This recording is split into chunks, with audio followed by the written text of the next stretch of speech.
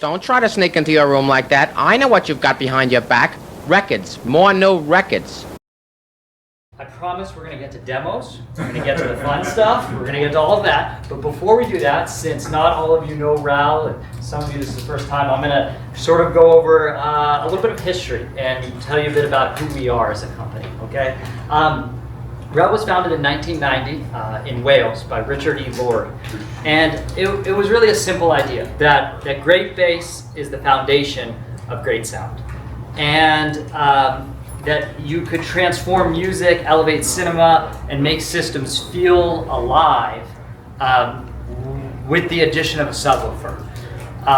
My father, Donald Brody, and John Hunter distributed REL through their distribution company and then acquired REL in 2005 from Richard. Richard was ready to retire, and he sort of passed it on to my dad and John. Sumiko later became part of the Macintosh group, for people more familiar with the industry, and REL remained independent. And John and I really sat down at the time and tried to see what did we have with REL and where could we take this company together. Shortly after we moved into this building, 2014, and when we moved in, there were 3 employees, including John and me. There were 5 employees in our UK office, still in Bridgend, Wales, and it's still there today. And we kind of looked at the company and said, what can we do with it? We have an amazing foundation. I mean, there is so much to this, but we needed new design, we needed new product development, research. We really had to kind of rethink how we shared and told our story, how we went to market in various countries, and we attacked it with that group of people. Almost all of that original group is still with us today. Currently, we have 30 employees worldwide. We're sold in 62 countries, and we're still growing. But we never cut corners. We weren't chasing trends. We were building the company on trust and reliability, education of the consumer, performance, and a relentless pursuit of excellence. I think what you will see over the next 24 hours is John and I really sweat the details. And everybody at the company loves the details. Okay, so here in Berkeley, you're not going to see any manufacturing facility. We don't manufacture here. But what you will see is everything else that makes REL what it is. So this is where kind of the ideas take shape. Design, product development, research. We run the business here. Marketing, global sales, customer support, repairs, finance, logistics, all of it between here and Bridgend, Wales. We've got a sales team across 5 states, 3 countries worldwide, and all kind of full-time employees selling REL to dealers, distributors, and consumers, getting out there and demoing product. But none of that really matters without the people. And I want to go back to kind of how important it is to us, for our employees, to have been here for so long. You'll meet Rachel from our UK office. She's head of operations. She joined 24 years ago, REL, and has seen it throughout.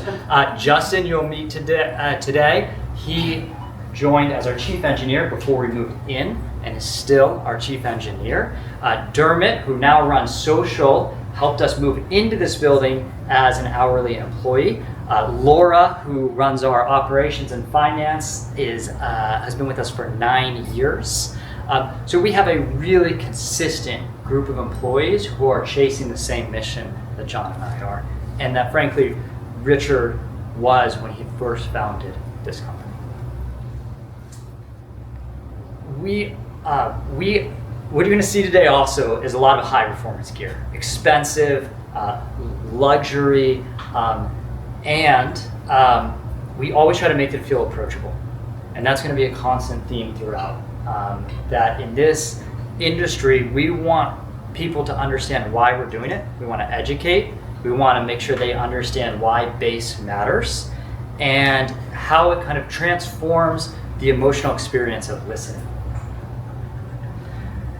You know, we have customers come to us, whether it's their first system, whether they have been building their system for decades, and we try to be part of that experience and meet them where they are and then grow over time. And so you're going to see a lot of that as well through our product line, how we can fill in and supplement systems and help educate. You know, people come to us all the time, customer success, and they have questions about their speakers, their cables, their amps, and everybody in the company is able to speak to that. We have musicians, we have people who love high-end audio, love music, and that is the type of kind of customer support that we want to offer, no matter where the customer purchased the product.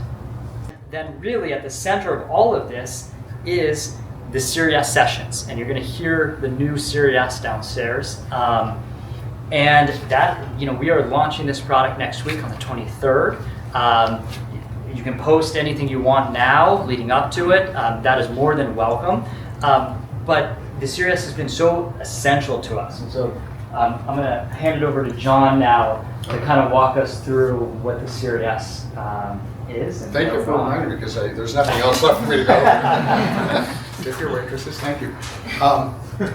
So I started working with Richard in '94. A very good friend of mine who was a distributor in New Zealand calls me up one day, Australia. He had a German accent originally, so you can imagine a German accent with an Australian overlay. It's pretty hard to understand Joe at the time. He said, mate, you've got to hear this. This is the most amazing thing I've ever heard in my life. And like a 10-minute conversation, I have no idea what he's talking about still. He's all right, it's a subwoofer. I'm like, click. I, like many, hated subwoofers throughout the 80s, much of the 90s, and even some days these days. Subwoofers are not the things that bring joy to people who love and understand music, both the production and the reproduction of it. And that was actually Richard's great gift, and he passed it on to me a little bit, right? We are not afraid to do everything differently. You know, I read about how I'm supposed to be using DSP, and I will do so the minute I fucking hear it sound natural. I have yet to hear it employed in a way that makes my knees buckle. So at that point, it's just a tool. And I'm not saying it's a bad tool, I'm saying I'm just not hearing it deployed in a way that interests me enough to spend like a year and a half really digging into the weeds on that to make it a good tool. The point that I hear it sounding natural, breathing, flowing, I'm in. So what Richard did that was so different, back in the 70s, people who were building subwoofers tried to use high-level connection, which is coming off your power amplifier, off the speaker terminals, and using that to feed the subwoofer. They sounded horrible. And the reason they sounded horrible is they're running them through two crappy little op amps of the day. So the op amps would overload, and everybody began to associate high level with really bad sound, distortion, like massive distortion. Richard reasoned that the approach had been faulty, not the premise. The premise is, if this is what you're feeding your speakers, you start with a source, you go through the cable tree, the preamp, the power amp, whatever, that is the sound we're supposed to be replicating. So let's take our cues from the entirety of the system, including the power amp, everything, but I guess for the speaker cables. And so we've been doing that ever since. It is amazingly natural and fluid and organic. When you hear a REL, everybody just comments, oh my God, this is a whole different game. So I've got actually some sheets for you that are just simple, what's in the system. We got to use a pair of the Franco-Serblin Accordo Essences in Munich, loved them. You know, we've been friends with the company forever, right? But loved them, and my partner Alex bought a pair coming off that experience. And so when we went to do this one, I asked him if he'd be willing to loan us back the speakers. They sound so much better here than they did in Munich. You know, it's hard. In Munich, we were dealing with cardboard containers that were our sound room. So not a lot of flexure, not a lot of rigidity. It's just a very natural sounding room. There's a lot of stuff in here, but it's just done to basically make every zone of the room sound more natural. This is 9 feet by roughly 14.7. I forget the length, I want to say roughly 23 feet. Oh, just this. It's pretty, right? Yeah. Dude, this is the thing that like people do. It's like this kind of shit and detail is like Oh, the stitch to the spider? It's stitched to the spider so that it could flex and have that throw without slapping and without breaking it. Yeah. The lead wire doesn't break. My name's Dermot. I know some of you, not all of you. I have been involved with REL since about 2000. I used to work for Sumiko, which is right down the road. It was a high-end audio distributor. We sold REL. Sonus Faber were the two big giant brands, SME as well. I ran the service department for 11 years over there, and I learned everything I know about audio from Jim Alexander and John Hunter, two massive people in the industry. This area is REL West. We expanded over here 2 years ago, and this is like our kind of warehouse. We don't actually have product here to sell. That happens down in Southern California, but our photo stock, our show gear, we do reboxing, we refurbish units, we B-stock, that sort of thing, that happens here. All the parts gets stashed back there as well. Jambi is the man over here, and Quintis over there, and this is their realm. I'm Justin Magana. I'm the chief engineer at REL Acoustics. I've been the chief engineer for 13 years. What that means is a few things. All the components that make a REL subwoofer go through my eyes. I approve everything. I have a interest and a involvement in each component's design. I also help with qualifying everything, like testing, listening, tuning. I do the manufacturing engineer remotely for how we test these things to the standard we need when they come off the assembly line. And I also help with service. I shepherd the service team along in terms of like helping answer questions, solve problems. I do a lot of the writing for the website in terms of connection and other things like that. And then I also design the filter printed circuit boards. I do the circuit design. I also do the layout. Where is this made? That's made in China. I've been an engineer and a manufacturing engineer. I've been a manufacturing engineer for products that are made in the United States, overseas, and I've never been, like this past 6 years, never seen it this wild.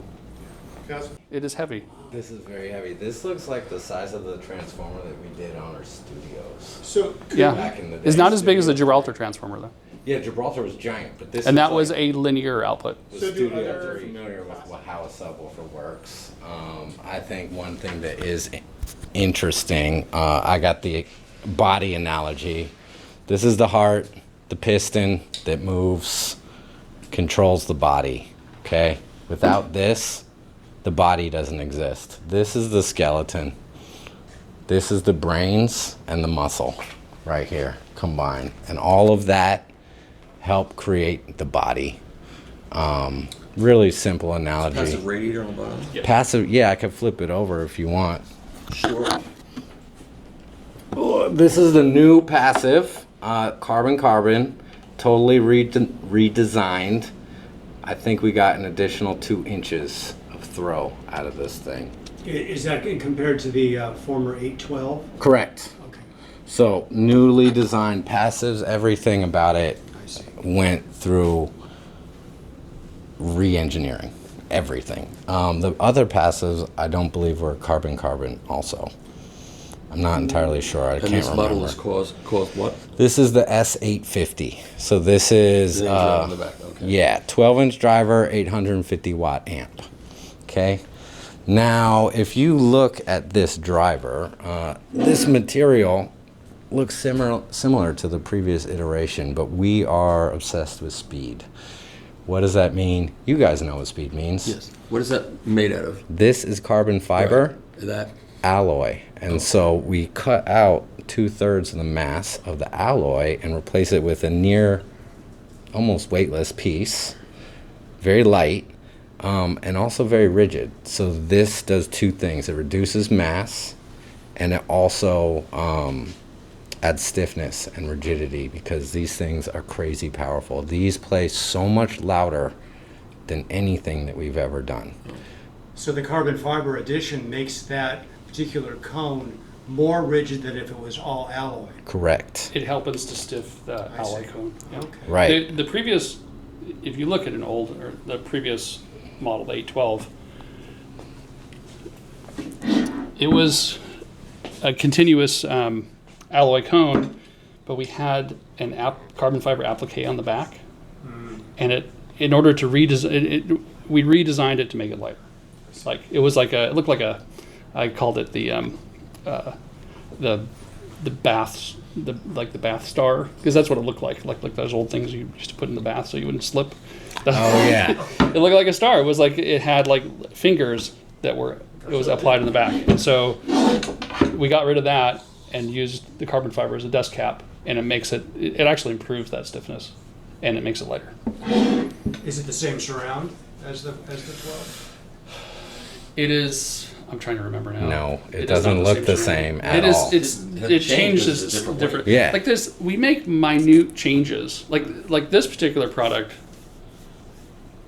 Usually, what happens is that we start with the driver. We talk about like what improvements we want to make, and we kind of settle on that, and that informs the cabinet in terms of the size, the volume, and then we think about what the cabinet's going to look like. And finally, we decide, okay, what does the amplifier need to do to push all this? And then do we want or need to make any changes in the filter board design? Usually, we don't have to make a whole lot of changes to the drivers, but this particular project, there was a lot. We kept improving the active driver, and then that had to push the design of the passive. And luckily, we didn't have to redesign the cabinet, because that has happened before where we've had to Is it MDF? It is MDF. But if you have to redesign the cabinet mid-project, that's like maybe 2-3 months. You have to wait for a new cabinet. Redesigning drivers is like maybe 2-3 weeks. And if I have to change the electronics, that's like 20 minutes. So it's always like at the end when we're really like in the sound studio over there listening. Partway through the project, we might say, okay, well, we need to change the suspension of this or that, and it's we talk to our supplier. It takes about 2 weeks. Towards the end, I'm running up and down the stairs because my lab is upstairs, and I like resolder something, run back down, and we'll listen to it again, and it's constantly like that. It's like probably at the end, it's like 2 weeks of that, of like listening, trying to figure out how we can change it.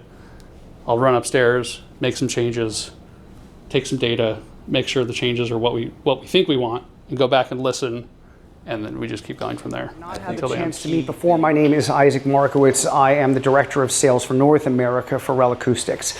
North America accounts for about 65-ish% or so of the total business between me and my two colleagues, the Director of Sales in the United Kingdom and the Director of Sales for what we call the rest of the world. Our teams take care of sales globally. So if you have any questions about distribution or how we handle some of that business, please don't hesitate to ask. I want to start with the 550 and 850 in white. White has proven to be very popular. I like it myself very much at home. It's contemporary, it's postmodern, and it fits in with a lot of different decors. One of the big opportunities for us was to make them, as John would say, more beautiful. So he innovated this wood grill. It is an optional piece that you can add to any of the products that we make, although the Carbon Special comes with that automatically. And not only does it look great, but it also sounds a lot better. I'm sure most of you know that grills are sort of always lightly waterboarding your speakers. There is some compression dynamically that happens when you put a very finely knit mesh together over a driver. It's this much. But I know that most of us in this room built our systems caring about the little bits that got to this. You and I, right, have spent a lot of time, Michael, talking about that. And so we wanted to try to give you as much performance while making it beautiful as possible.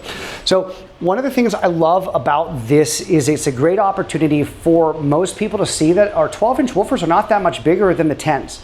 There is this challenge sometimes in people's heads. They think a 10 is this really small component, and then somehow when we get to a 12, it really jumps up in size. And this side-by-side comparison really proves that's not the case.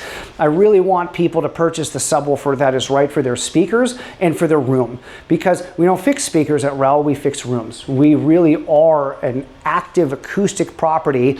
And although you guys know this a lot, my favorite example of this is I wish my voice sounded like this. It's the proof that the room isn't the same, of all this rich, wonderful bass. And then I come over into different parts of the room. I sound pretty normal. This is about as normal as I can sound.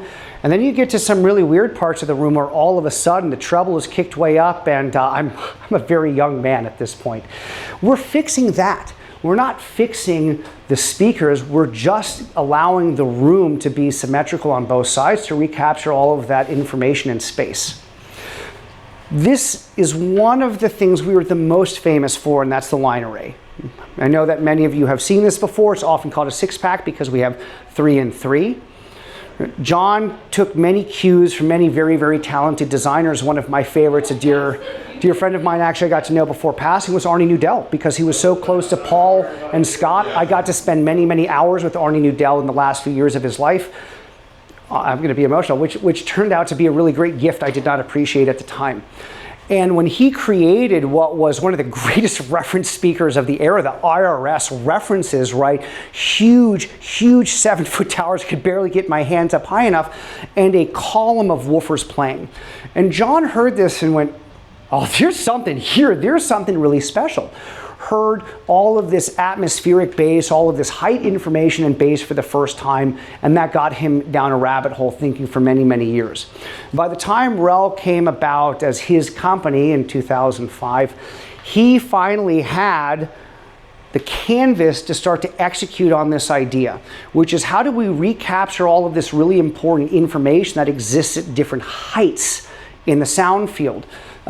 I love some of the same speakers that you do, but we know that tweeters can only handle so much low frequency information, which is why the best loudspeakers, the most expensive in the world, start putting mid-range, lower mid-range, and woofers above the tweeter. The best speaker designers have known this for 30 and 40 years. It's not a novel concept.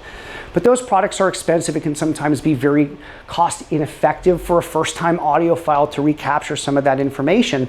And so the 550s, $3,600 a piece, right? 7,000, 7,000, 7,000, right? So you're talking about 20 grand plus or minus, which isn't nothing, but paired with a really excellent 30-ish, 40-ish $1,000 speaker, and now all of a sudden you have all of the dynamics, that height information, the atmospheric qualities of a great speaker.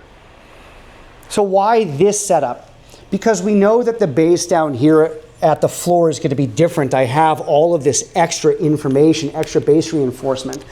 As my head comes up, I have less bass and less bass as I have less reinforcement from all of these surrounding walls. So we tune these differently. The bottom pair is for that gut-wrenching, floor-shaking low bass. A lot of the music that we enjoy listening to together, this is actually one of the core components, right? So mid-bass energy for bass guitar, for kick drum and stuff, we are able to express more energy, more air into the room the way that you would experience in a live concert, right? Because we know it's not just about loudness, it's also about how you feel and the pressure. This, for me, when I heard it the first time, the top pair, recapturing the atmospheric bass, was life-changing. For the first time, I realized there was all this information in all of the recordings I was listening to and had never realized that provided me not just context, but this goosebump sensation of being in the space with real musicians. I'm blessed to have some really good friends. Garth Powell's a great one, so I get to see him play live music a lot. And I think you'll agree with me, Michael, a lot of people forget how loud a double bass is in real life. They always play these instruments so politely on their stereos. I'm like, man, if you go to a concert hall or you go to a church where they often play, that is a big instrument that fills up a lot of space. It's not linear, and you need to move a lot of air to do that. So we're able to recapture all of that spatial information and at the same time reduce the burden on each woofer, which makes it even faster. You say those are three subwoofers are tuned differently? That is exactly right. How do you tune them differently? That's a great question. So we do take off of the main speaker, like John was talking about, high level goes into the bottom two woofers. We have a proprietary jumper that takes the original information unmodified by the crossover, and we jump that up to the middle and to the top woofers. From there, Michael, we do it by ear. So we have different tracks we listen to. If you watch us do this, we're going to start with one woofer. So we do bottom left, bottom right, middle left, middle right. So you're changing the crossover point Correct. And the level. That's correct, on average. So this is good, average information. You're almost always going to have the bottom woofer tuned to the lowest crossover with the least amount of gain. Higher crossover, higher crossover. And part of that is because we're really trying to match more of the information coming from the upper bass and that mid-range, right, coming together at that point. So we want a higher crossover, but we also don't have boundary reinforcement that's as strong once we get off the floor. So that's why you're going to see the crossover and the gain go up. Now, if you could five of those together on each side, what would that do for you? That's a great question. So we call that the oligarch special. This is, all joking aside, if the room is big enough, that is the way to go. We don't like even numbers. You really want a focal point. You really want one woofer to be the middle of the stack. So 4 isn't going to give you the kind of impact you expect, but if I can use this as the middle and we do a 10 pack, then we can reestablish that. Now here's the thing, I have a 6-pack of 32s. It's enough. Okay, so it's 6 15-inch carbon fiber parabolically shaped cabinets with 1,000-watt RMS watts is certainly enough. And there are a handful of rooms I've been associated with, all joking aside, they are basically palatial rooms. I mean, like penthouse apartments, right, where you have 20 and 30-foot ceilings. There is a point at which putting 5 does become beneficial.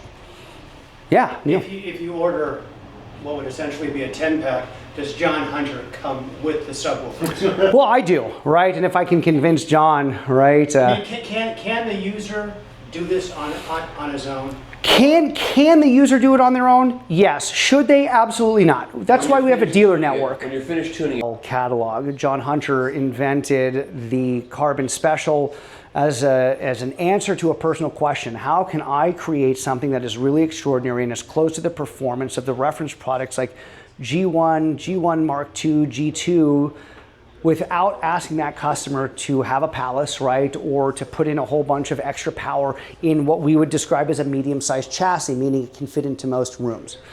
So over time, this product has become incredibly popular, and we found it being paired with more and more elegant, higher-end speakers. And one of the things that I was able to talk with John about during this product development cycle was, could we do better? And John said, absolutely we could. And so we elevated 212 and Carbon Special to a new range that we're calling Black Label. So we have better parts in these than we have ever had before. This chassis weighs, I believe it's 60 pounds more than the predecessor. We have more technology, more amplification. Both of these have linear power supplies with Class D outputs, right? So we can get a lot of the nuance and the richness that we like from linear products. All of that to give it characteristics that are closer to that of the reference. So this is now a true sub-reference line, meaning it sits just below the very, very best that we do. In fact, we spent a lot of time, Laura, Alex, John, and myself, looking at different dealers. Who are the right dealers for this product? Because while I said anybody can set up a 6-pack of 550s with just a little bit of training, this product deserves more, and the customers purchasing this product deserve more. And so we wanted to make sure that we selected the right group of dealers who were capable of respecting and honoring the performance characteristics of this line. I have a question about the new Carbon Special. Sure. Black Label. So as someone that owns Carbon... Of our most commonly sold products, we have Corsa Rosso. Sorry, this one didn't turn out quite well. This is the McLaren orange. That is tangerine. Sat next to a guy from McLaren wearing orange on the flight up It is the real thing. Two Porsche GT colors, the yellow and the green, in French Racing Blue.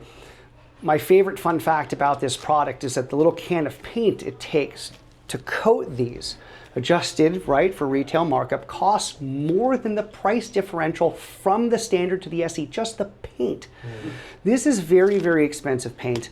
Most people, this is my non-audiophile fun fact, most people don't know why paint costs so much money. Does anybody know why? Petroleum-based.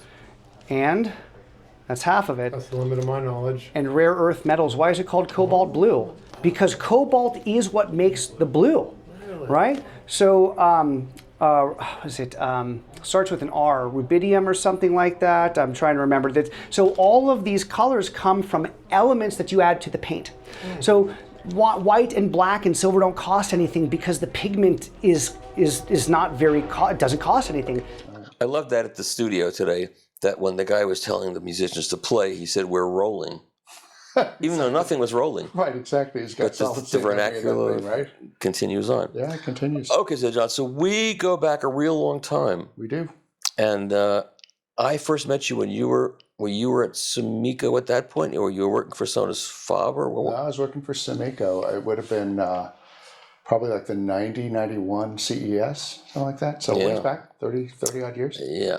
Well, let's not relive all that history because there's a lot of history there. But I'd rather talk about how you ended up with REL and how that whole relationship, because I wasn't clear about any of that till I came to this event. Okay. And I understood it, but I think people at home might enjoy this because it's a British company. Yeah. Just kind of a real quick, because you brought it up, right? So the first thing I ever designed was the Blue Point. And it was, they say necessity is the mother of invention. It isn't. Necessity is a mother. Yeah. Right? It was a tiny little company that was failing at the time. They had no cartridges below $300 in 1989. That's like saying we have no cartridges under $1,000 today, right? I think the newest cartridge is like 7 years old or something like that at that point. And so I came in as a sales manager, having come from retail, and I had to get this company healthy fast. And it was literally like, I'm either going to get this thing going and create something of some value that sounded good, that was affordable, or we got to get moving. And, I need to bail out of this thing. So the Blue Point, and then shortly after, the Blue Point Special, not only saved Sumiko as a company, but it also gave me like the belief that I had pretty good instincts around product development. Where did all the Oyster names come from? I was flying back to see Harry Pearson in New York. I'm on a plane, and I open one of those. Remember, they used to have nice magazines on planes back in the day. Yeah. And there's an ad for the Rolex Oyster Perpetual. I went, Oysters, Blue Point, all these ones. So I said, well, let's riff with it. So that's the literal origin of that. It's like, it just hit me on, yeah, Blue Point Oyster, okay. And the cartridges are designed, they're made in Japan at a particular company that makes a lot of cartridges. Yeah. For a lot of people. For a lot of people, yeah. And how did you connect up with those people? Well, back when Sumiko had been around for a long time, right? They'd done Grace, they'd done all of these things. Right. And so there was a large history before I got there in sort of the original entrails of analog. So I had all of those entrees. It was, in the day, a matter of telexes. You'd try and craft a sentence that had the fewest characters possible, right? So you'd write it out 15 times by hand and then call up and dictate it to the telex service on the other end. God, makes it sound like you were born in the 20s. But anyway, so I got comfortable with that. I did all the Sumiko cartridges for about 23 years. During that time, Donald and I bought it, so it went from this tiny little nascent thing that was the original germ of Sumiko. Everything I've done, every person I've met had a purpose and sort of fit in. One day I get a call from a guy who's a very nice man with a German accent. Turns out to be Gerhard Richter, who was the CEO of Dynaudio at the time. He's looking for somebody to distribute this amazing new speaker cable that's the size of an RG59. He's made the mistake of going to what he thought was Apogee, the loudspeaker company, of which there's a pair of duettos out there, right? But he looked up the other one, which is the Pro company. Right. Did like Pro DAX and things like that. So he gets all the way over here, realizes he made this awful mistake. They're in Pro, we're in consumer electronics. Literally goes to a phone booth, starts looking through yellow pages, finds Sumiko, calls me out of the blue. Goes, I have this cable, it's amazing, can I come over and show it to you? That's Okos, right? That was Okos. Which I still use. As do many of us. And so we got to be friends, and one day he calls me up. This is the ultimate German compliment. It must be 10 o'clock at night his time, judging by the time it is. He goes, there is a company in northern Italy. it is so perfect, it might be German. I said, oh, really? He said, yeah. The name is Subwoofer, and they're making things with that drive. I said, absolutely incredible. You must see this. It's something really special. So fast forward about 6-8 months, I'm in England. I go to what was the show? The Penta show. That was out by the airport, right? Go to the Penta show, and it's a hallway filled with just scores of team. Everybody's sweating. It's schwitzing time. It's hot. It's sticky. You turn this way to avoid bumping into people. And it's, I'm sorry to say, a lot of very bad sounding hotel rooms, right? And there's a room that has double French doors that are open, out of which is just the most beautiful sound quietly emanating out. And I walk in, and it's one of Ricardo's rooms. And there's a pair of the most beautiful speakers I'd ever seen in my life, which was the original Sonos-Faber Electa Amateurs. Yeah. 6 months later, we were their distributor, introduced by Gerhard Richter of Dyna Audio, who had no business reason to do it other than he was connecting two friends. One thing led to another. We became Sonos. By then, Sterling and I were going all over the country, really sort of developing what became masters. Right, all of the techniques needed to set up speakers in any room in 30 minutes and have it sound better than any dealer had ever made a speaker sound in that room before. So we're getting our chops together. This is early 90s, 91, 92. I don't know how many miles we flew, but a lot of miles, just constantly. And the Vienna Acoustics thing happened somewhat later, but we wound up buying Sumiko, Donald and I. So I took on a partner, Donald Brody. And Sumiko, at that point, was owned by David Fletcher? Fletcher was the only one that was sort of public-facing. There were three other relatively old partners who were really largely silent.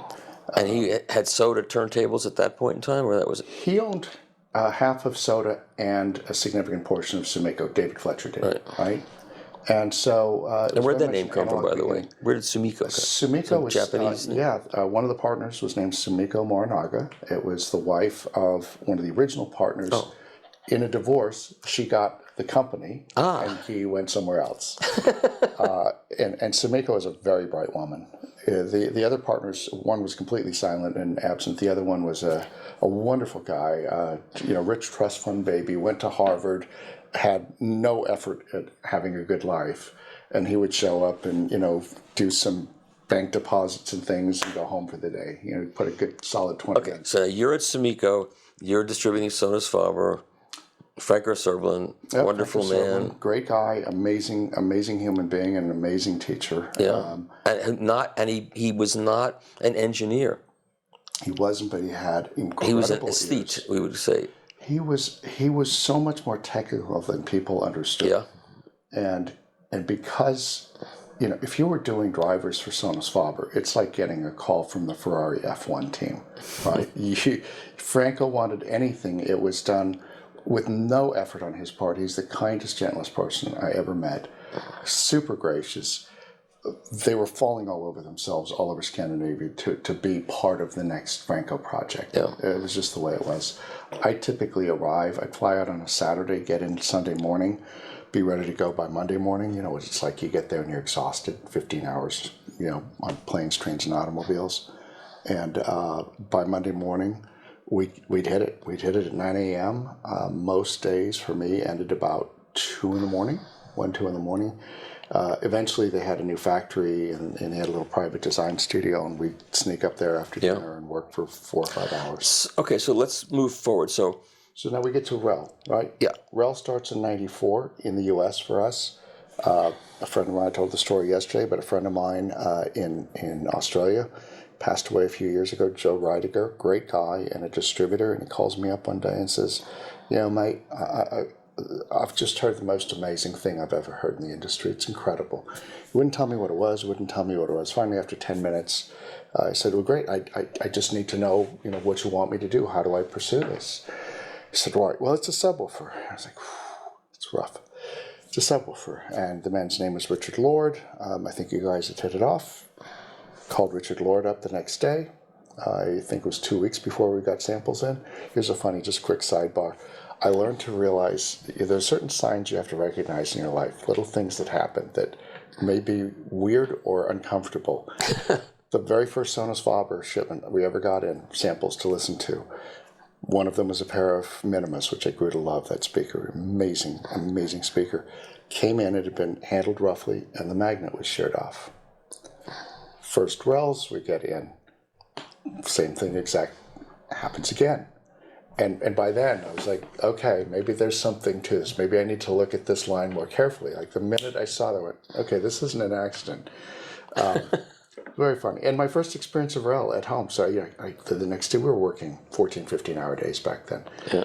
And I get home. It's 8:30 at night. It's fall night. I remember it. It's bloody cold, and I drag this thing out of my little 3 Series BMW. It's 8:30. I got to hook it up. I get it hooked up, plug in an interconnect cable, get it going, and it does nothing. There's very little sound coming out of this thing. By now I'm starving. I eat, get back to it after I eat, and it's not doing anything. I'm like, God, this is really disappointing. And Joe's not an idiot. There must be more to this. So, 11 o'clock, I shut it off, go to bed, let's go. Get up the next morning, go to work, plug it in, and go, well, let me just let it play all day, put it on FM tuner, walk out the door, lock the door, go to work. Everybody's like, oh, how's the REL? I'm like, not great. Yeah, it was, So fast forward, I go through I forget about everything. I come home, again, it's freezing ass cold, and we have little minor earthquakes here all the time, right? Once or twice a month is not uncommon. So as I walk up to the door, we get one of those little temblers, and I know because the door rattles a little bit in the jam as I'm going to put my key in. Whatever, it happens all the time.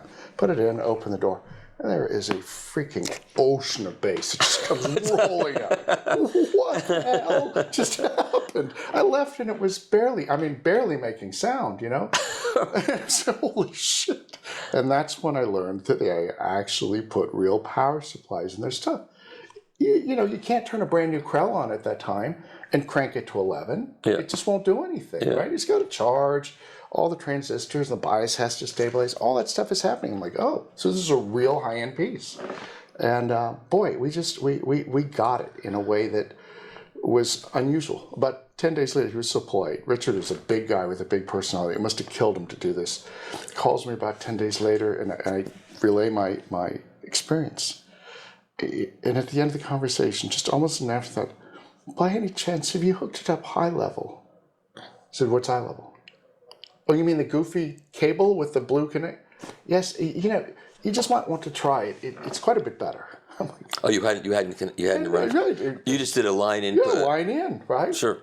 What you knew. You did what you knew. You did what everybody did. You put an interconnect cable on it. And that was the second, like, oh my God, this is insanity. It's actually blending in and making and there's all this body and timbre and richness and texture. I'm like, what is going on? Yeah. So it was a great learn. And I assume everybody at home understands. Well, maybe they don't, but maybe they do. That you're keying off of the amplifier as opposed to the preamplifier. So high level, exactly, Michael. We're coming off the speaker terminals on the back of your main amplifier, right? We're not taking any power from it, which is something that is really hard for people at the beginning to grasp. Wait, you're hooking it up? I thought you had a power amplifier in it. It's really not that confusing. What we're doing is we're taking it into a very high impedance input, which means that we're taking no power, drawing no power from the amp itself. Just the character. We get the character, right? We get the tonality. We get all of the timbral signatures, the timing, the cadence, everything of your whole system gets fed forward into the REL, which is why it's so easy for us to connect up and get that perfect blend. Previously, I honestly... How did he discover that? How did he come up with that, do you know? I don't know whether he came up with it or a friend came up with it. But what was unique about it is in the 70s, they were all over the place. They were terrible sounding. And everybody, I was in the industry at that point for years. And we'd all just given up on high level. That was the thing that was obviously a dodo bird, and moved on to low level inputs, which were so much cleaner at the time, and still are very clean. But it was why a part of why subwoofers just had such a bad name with people who cared about music. Audiophiles would go, why? It's a thing for home theater. Why would anybody do that to a person? Because all they thought it was boom, boom, boom. Right. in a different time zone, a different zone than what's coming out of the main speakers, and I'd rather have no bass than have that kind of bass. But Exactly. So fast forward to 2005 when we bought it. The funny story I told you, I'll tell you, another time. Richard wanted to retire at 62, 3 years before we bought it. He comes to my partner Donald. Well, I was there in the booth, but this conversation largely happens between Donald and Richard. He wants to retire. Europeans often get given different owner's manuals than Americans. Americans are told to just go get it done. yeah, Do it as long as you want or need to, or get on with the business and keep going. If you don't like doing it, stop. Find something you love to do. Right? Some Europeans get owner's manuals that say, you are officially old at 60. You must retire by 65. Right? You go, really? No, he's a big, really energetic man. yeah. So he comes to us and says, I really feel like I'm getting old and need to retire. I'm like, what are you talking about? You're a big, healthy guy. I mean, many of us can stand to lose a few pounds, but fundamentally, he's healthy. What are you doing? Donald says something really smart. One of the smartest human beings I've ever met. He says, I'm going to make you a deal. He says, okay. He says, you've met my father. Yep. How is he? He's fine. He's 86 years old. He's been running his own company since about 1960. He goes into the office 6 days a week. Oh. Full day. Right? Still continues to run a $200 million business that is exceptionally well managed. When he stops going in 6 days a week, just 5 days, when he goes in 5 days, you can retire.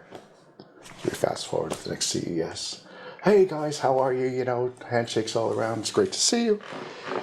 How's your father doing? Great. Still 6 days a week. It is. Yes, indeed. Second year goes by. Comes in. This time he's a little testier. So, how is your father? Still doing well, thank you very much. By any chance, indeed he is. Okay. Third year comes around. He goes, I don't care if your father's going in or not. I'm out.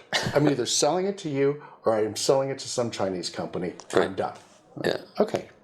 So we were sort of reluctant suitors. We didn't go into this thinking, let's buy a vendor. We love the brand so much. This is 2005. We love the brand so much. We didn't want to see it lost to a company that wouldn't understand the values. Yeah. And so that's really where we came from. We did it. We closed. It was actually 2004. We closed in September. I had started sketching new designs because the conversation I shared with you yesterday, the one where Franco put his arm around me and said, listen, in 20 years, all products in our industry will either be beautiful or they will be built by companies that don't know they're about to be out of business, right? And so I'm a modernist. I just am. I was raised that way. I grew up in Germany. It's all around you. It's just who I am. And so the first ones we did, which were the R's, were pure modernist. And I'm still very proud of those designs. They started the basics of what we have now in S. And the beautiful glass black cabinets. I designed a really cool control panel underneath. With a locking glass plate that was sandblasted and had the REL logo, reversed out, so you could do all the controls and then put it on, and your pets or your kids couldn't undo it. Yeah. All right. Class D amplifiers. We're using their drivers to start with, which fortunately for us, and I say fortunate, I'll explain in a moment, turned out not to be that great. They couldn't handle the power we were starting to hit them with, and they were heavy paper cone drivers and things. And when we bought it, Donald said, we own it. Well, what are we going to do? Like, how are we going to make this ours? How are we going to make it better? I said, they've got to be faster. They've got to be faster. Just generally, subwoofers were apocryphally slow. Yeah. Our stuff has to play 2 or 3 times louder. We can't keep up with, at the time, the Velodynes of the world, today the JLs of the world. So we've got to really make a concerted effort in R&D to get the volume up, the output. 12, 15 dB before we're really at the point that we can not worry about that. And they have to be beautiful. We've got to really nail the industrial design. Every part of it, you've got to be proud of the way these are. So the R's started that. And I'm going to jump forward about 5 years. They took off immediately. I mean, a year later, we looked at each other and went, I wonder if we really needed to buy REL. because the response on these new ones is just off the hook. But That's great. you know, you go whatever. And then I'm going to fast forward to about 2010. You know, the financial meltdown of 2008-9 was a nightmare, during which time I spent about $100,000 of our money that we didn't have on pure research. I hired a guy named Bill Herman, his dad, Willie Herman, by a huge margin, the single best tech in the history of our industry. He consulted to Nakamichi the entire time he was in retail. The guy understood more about everything than anyone I've ever met, and he was so generous with me too. He would just teach me. I'd get in every day. The store opened at 9. I'd be there at 8:15, and for 45 minutes I'd get a master's class tutorial on how to repair capstans, how to do this, why that. And he would just be like, every question I had, you know, he would take and just expand it out to the whole whiteboard. It was incredible. What an amazing, amazing teacher, an amazing guy. So his son turned out to be a really brilliant audio engineer. He now works for Apple, by the way. So I hired his son with his permission. I said, I'd really like to hire Bill. I think the kid's a genius. And Bill built the reference boards that still to this day are in our reference units. I asked him to build the best, fastest filter on the planet. How fast is that? He said, he, you know, did some calculations, came back the next day. He said, really the fastest you can build a crossover is 4 milliseconds. From the time it hits, you know, the connector to the time sound is coming out of the driver is 0.004 of a second. I said, it can't be any quicker. He said, no, because work takes time, time creates heat, and those are all time-based calculations. Yeah. So the fastest you can do that is 4 milliseconds. He built not one but two for me. He built a perfect 4 millisecond digital filter and a perfect 4 millisecond analog filter. It took 2 notes for the analog to destroy the digital filter. It was just insane. And he knew, I think the whole time he was doing it, he knew that was going to be the outcome. But it was like, wow, that's incredible. I had always heard that digital filters like have no phase shift, which may be true if you actually don't roll off anything. But if you're actually using it as a filter, it has to. Yeah. You know, it's inevitable. Anyway, so that takes us to the modern era. Suddenly we're doing our own drivers of our own design, working with a brilliant design engineer, and having everything built bespoke. By 2010, we are a completely different company that's beginning to emerge. The little bones of it are now all in place. And then we brought Alex in, who you met yesterday. Yeah. And Alex, every bit the brilliance that his dad is at back level management of offices and understanding the strategy. But having him come in and having me basically retire, we got Sumiko was bought out, as you probably remember, by Fine Sounds in 2011. And by 2014, our contract was done and we were in this building and we just kind of sat down and went, we're going for it. So the modern era of REL is really about 11 years long. Yeah. And that comprises, you know, all the T's, the TXs, the TIs, the R's, the S's now. So how many models do you have? I don't know. I don't keep track anymore. You don't keep track of it anymore. I don't know. I counted up last year that since 2005 I have conceived and brought to market, I believe it's 36 subwoofers. So where do the prices go from what to what? So effectively from $549 to currently $60,000, which is a 6-pack of the big number 32s. And for some of these things, XVXs, for example, these speakers, you really need 5 aside, because their image is so tall. Yeah. And their ability to project even more is incredible. So, rather than building one giant monolithic, humongous thing, like Americans, they want bigger. Why don't you do a 24-inch driver? Why not do a 48-inch driver? I could do a 100-inch driver in about a year if you really wanted me to, but it's kind of a stupid product that doesn't have any real application. Yeah. You're talking about a driver that's 8 feet across. First of all, it's going to be heavier than shit. I've seen some of those giant things. It's a stunt in a lot of ways. Yeah. You don't really need that. No, it's turbocharging and supercharging a dump truck. That is not the answer to everything. So your REL is located here, We're both here and in Wales. That original building in Wales, which was once a factory, is now our distribution point for the rest of the world. I see. Oh, that's good to keep that part in. All the manufacturing in 2 factories in China that we've been with for anywhere from 15 to 20 years. And how have these tariffs affected you? They're a nightmare. And one of the things that's not spoken of, it's completely unnecessary. I'm just going to say the obvious, which is if we were really getting screwed as badly as our president says we're getting screwed and have been for 60 or 70 years, then we probably should have asked for more of that screwing, because during that time we became the most dynamic, wealthiest country on planet Earth. Right. So we're not. There are quid pro quos, right? Right. The trade deficit. The trade deficit is a ridiculous statement. 1% of everything. I remember I got very concerned about this in the 80s, like everybody else. Oh my gosh, it was starting to happen. It's like, oh, this is really bad. And then a friend of mine who was working for Microsoft explained to me that, for example, software, which is a huge industry for us, and by like 1989, when I learned this fact, it was well on its way, right?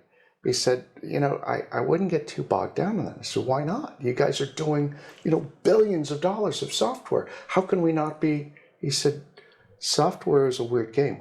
We don't get actually to count anything but the cost of packaging and the disk.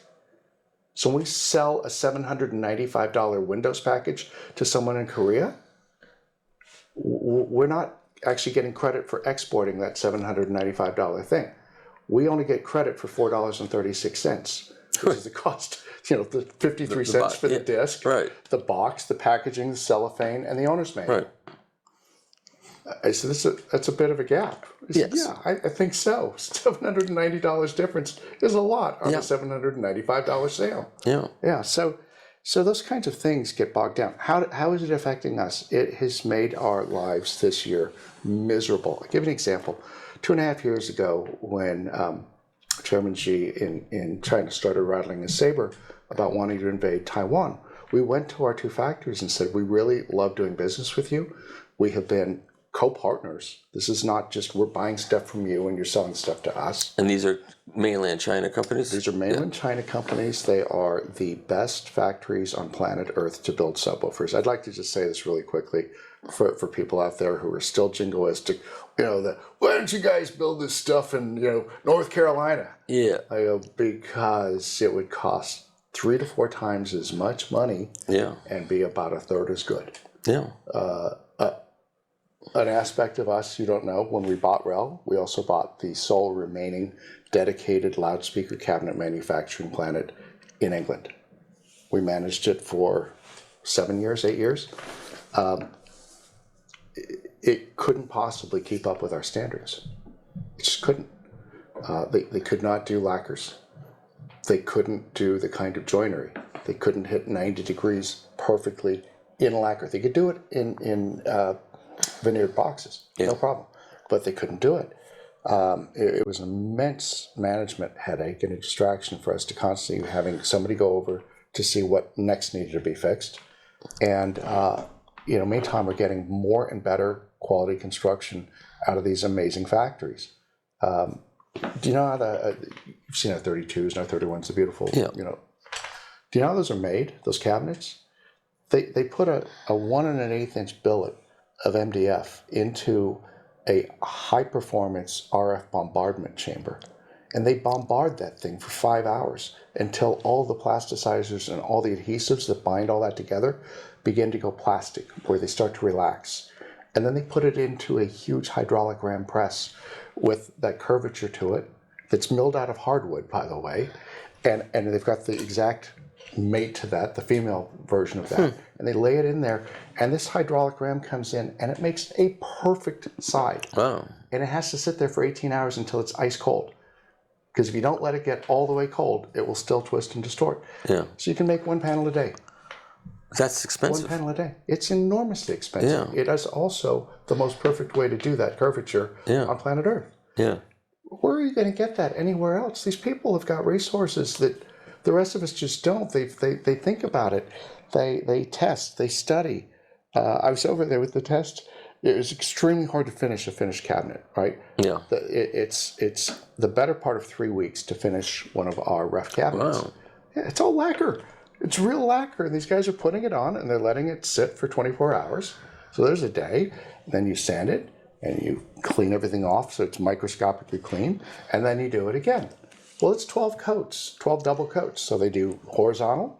Then they do vertical, and they can't have any sags or wrinkles. Yeah, that's right? only on the more expensive. No, we do this with all of our stuff. Our S's are 8 double coats, and the TXs are only 5. How do you make money on that? It's a mystery. I have no idea. It boggles my mind. Our primary constructor is such a partner that we now can let them do incoming QC. We just had to reject a number of parts on S's that should have been built in October because a factory delivered them to them and they were inadequate. They rejected the entire, they didn't have to call us. What do you want us to do? Yeah. They said, we're not accepting these. These are not up to REL standards. You need to do this again and you need to do it really quickly. So what happens to those bad things? They get destroyed here or you send them back? They get destroyed at their factory. Yeah, no, we don't ship them all over here to destroy them. They do them there. So how do you see this business in 5 years, in 10 years? By the way, let me just finish the thing about G and the tariffs. Yeah. Just a very quick sentence or two. We encouraged strongly them to build plants in Vietnam. We said, listen, we don't want to stop doing business with you. Yeah. And they were initially reluctant. We kept amping it up every weekly conversation with them until they went, you're right. This could be a problem. These guys built factories in Vietnam, not because of the tariffs. We didn't see that coming. About the point that we hit this maybe a year ago, and we realized Trump was going to win, there was another reason to do it. We didn't know tariffs were coming, but we knew that it could get very complicated. So we literally started to have those factories a year and a half ago do pre-production units and samples for us of the new Serie S. It took them a while. It took them 7-8 months. We got to the point where about, I'm going to say February this year, we could go to Vietnam and do production in Vietnam. Wow. Okay, so when we go to order up pre-production, we get some from Vietnam, some from China. They both look great. The tariffs hit. Then the tariffs hit again, right? The tariffs are initially, I believe, 20%. Then they rapidly escalate to 145%. By the way, we always have a 7.5% on top of that. Plus we have about 20% of landing costs, the cost of transportation, insurance, all that stuff. So 20% plus 7.5 was really 27.5 plus 20. So now we're at 47.5% to land it above what we're really paying for it. The 20% is the 20%. You got to get it on a boat. You got to get it here. Yeah. We don't begrudge that. That's just part of business. But at 145%, you're better off lighting it all on fire than wasting money shipping it here and losing $100,000 a container. So what's behind the scenes is things like having to build a completely parallel run, one in China, one in Vietnam, to accommodate the fact that this gentleman can't figure out what side of the bed he woke up on that day. So it's 20%, then it's 50%, it's 145%. Now it's 30%, which is really 37.5%. And the bookkeeping on that must be expensive. Oh my God, it's a nightmare. We need to ship things down, amplifiers and drivers, from China into Vietnam. The cabinets are probably the most expensive of everything we do. And so we can do it. Oh, we can't do it. We need different form letters. We've got to have this stuff annotated and documented. They came from here, and it's been brought in before, and all of these things. You're having to run test shipments in to make sure that the Vietnamese government understands what they're doing. They didn't. And so it just goes on and on. You're taking and destroying resources. We could have probably developed a whole nother line of product in the time we've wasted this year fiddling around with tariffs and this nonsense. It's horrible. It doesn't help anybody. It doesn't help anybody. So the reality is that we bought a couple of $1 million of extra inventory going into this year, and that allowed us to hold our prices at prices that were gyrating wildly until September 1st. And we just raised our prices, and we raised them an average of about 10% instead of the 50% that we're actually paying more out of consideration for the customers, we will make far less money this year. That's not just you. I'm hearing that from everybody all over the place from this, which is just ridiculous. It's terrible. Yeah, the short version is that the best factories in China are absolutely the finest places on earth to build subwoofers of any price. The fact that it allows us to save people 30 to 40% over, and maybe more, over what it might cost to build it in Europe or in America is the icing on the cake. People 5-6 years from now will look back on the era of 2000 to 2025 very fondly in our business and go, oh my God, we had it so well. We just had it going, and we didn't, the people that want to complain about it for political reasons have it completely wrong. Reward excellence. If it's perfect, pay the money and say thank you very much. Yeah. If it isn't, be critical and tell people, we're not buying it from you, make it better. Yeah. Right? That's the world I live in. Now, what about, you never got into car stereo woofers, right? Never did. By the time we were doing REL, the car stereo industry, like in the in the 80s, computers started getting into cars, and everything is integrated around that. Yeah. And then what really happened is there's name brand badging though. That's big. These big companies buy these names, whether it's Macintosh or Harman or whatever, or Harman Kardon, and they're in the cars, and they license it. And you could license. You could. Yeah. You don't want to do that? First of all, I believe that they want loudspeaker companies or electronics companies. It hasn't gotten to the point yet that subwoofers may have it. We're probably the only luxury subwoofer brand that has ever existed. It's just a fact. I'm not bragging. I'm just saying it's a fact. The reality is that, and I sidebar, I'll tell you sometime about we had a 1,200 page contract on my desk for a major luxury car company that I negotiated and got through all of the things and beat Bose out in 2011. And Cesare didn't want to do it. Just didn't want to do it. Yeah. It was incredible. But anyway, so no, none of that. I'm looking at things like gaming, which is fantastic. One of the things people don't understand about gaming is this is a real sophisticated game. You see people who are gamers, holy shit. It's like high-end audio, big high-end audio, right? Yeah. They've got $35,000 seats and triple screens or a wraparound hemispherical screen. Yeah. And the thing about gaming that I found out with my own son is really interesting and excites me. The three-dimensional mapping that's going on, say in a shooter game, right, where and I don't mean first-person shooter with people who are like emulating going out into schools and shooting people or some crazy-ass thing like that. That should be illegal in my view. But these shooter games, things, the ones that are accurate war depictions, the ability to decode three-dimensional space, because all of space in audio is determined and dictated by deep bass. Yeah. Right? That's the stuff that goes out and pings and comes back. I set up a REL in his room one day. He got to be so much more efficient a killer because he could hear guys sneaking up behind him because of that feedback coming in hourly. So are you trying to get into that market? I think gaming is an interesting market. We were just in studios. I think that home studios are fun. Any place that people can have joy, I would consider doing it. The car thing doesn't make any sense because it's all so integrated. You don't want to be in that game. Yeah. It's not fun. Well, all right. This has been really interesting. Covered a lot of bases. Thank you. And I think people at home will get a better idea of where this came from. Thank you. And where you've been all these years. And it's for me, interesting. it's been about speed, getting weight out of the moving mass of these things. Yeah. And we've done it. We've taken mass reduction on our drivers. We've reduced almost 70% of the mass out of the average driver. These are not small amounts. These are huge. You design them here and have them built overseas to your specs. Yeah. How much back and forth is there before you've had the final design?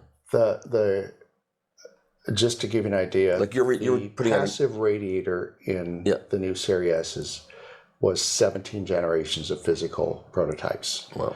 and it had to keep evolving because we were finding out how to get more and more out of these new amplifiers that are really powerful. And so, okay, we'd find it, we'd have to go back and remodel the active. Then they build a new active, and we capture that. Meanwhile, Justin and I are working back and forth on the limiters and finding just what the limits of this amp are. You can't do it static. You've got to actually do it listening, right? Yeah, of So we're course. here for 2 and 3 hours at a time with big muffs on, doing this stuff and going, fuck, these things are really powerful. And so now we've got that. Now the passive is being overdriven. So you got to go back to the passive, right? And if you don't, you're shortchanging the customer. So it's a lot. And so the reason why you had this event that I'm at is you're introducing a brand new speaker that by the time people see this will be in the stores? Yeah. So these are the latest generation of the Serie S's. The last generation, which was introduced in 2019 and 20, were by a huge margin the most successful step-up subs that we'd ever brought out. I'd have to look at the numbers, but it's got to be somewhere in the 100,000 And range. the lifespan of any of these products is how long? It varies.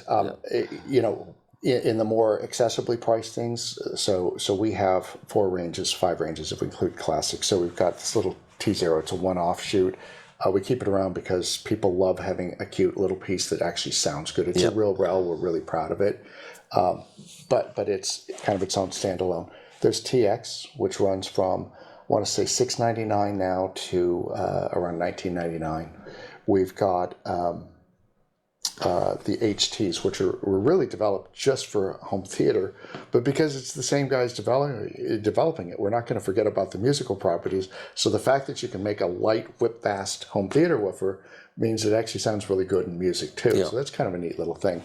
But those things play stupid loud. What's the bread and butter of REL's business? Where's the sweet spot of where most of your business is? Those two and the S's. When you get up into the reference ones, and those we're selling at a clip I never thought we would. Yeah.